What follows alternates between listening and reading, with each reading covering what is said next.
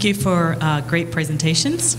I'm Cindy Faulkner from AstraZeneca, and I am a little bit curious around the idea that we have quantitative assessments, which we're kind of used to, and you've come up with a really great qualitative assessment tool, but yet we still have potentially, and in reality, differences in opinions, and differences in opinions particularly on the risk-benefit side.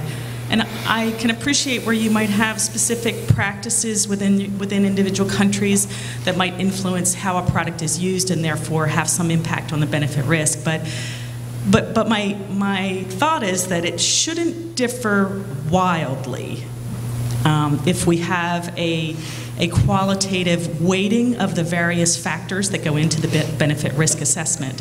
And so I'm curious from all the panel members really as to, do you see a point at which there will be a convergence and we will have sort of a uniform opportunity, and I realize this is your goal, to have this tool used potentially as a work-sharing tool.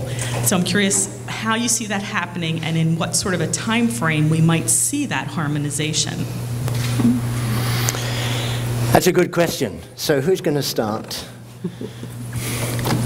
John, do you want to take that? Well, I think there's two issues. There's firstly, in most countries, the decision is that of an individual who makes the final decision about market authorisation. In some countries it's a committee decision, and then it's a combination of individuals. And it's always, especially because it usually turns on the clinical issues. I mean, yes, drugs can be rejected if there's inconsistency in manufacture or whatever, but most of the time it turns on the clinical issues. And by nature, as I said in my presentation, they end up being quite subjective. And you can give scores, you can give weights, but some people, what you often hear when you go to the committees, because we have a funny system in Australia where the committees also review it, but the decision in a legal sense is that of one individual.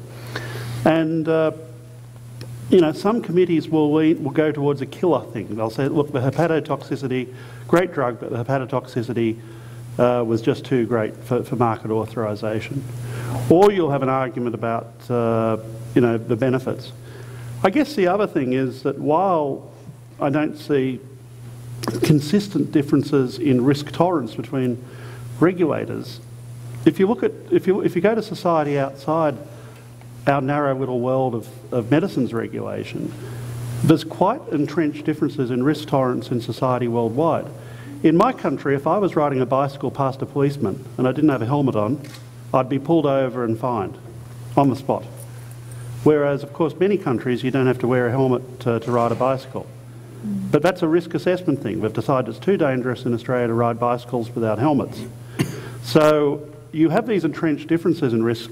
So it's a matrix between the entrenched differences in risk tolerance and the fact that it comes down to individuals having to make decisions on what is still largely qualitative data. And I think it will ever be the case. What we are duty bound to do for both industry and the general public is to be more transparent about the reasons why a particular decision was reached. But I still don't think that necessarily means we'll all reach the same decision.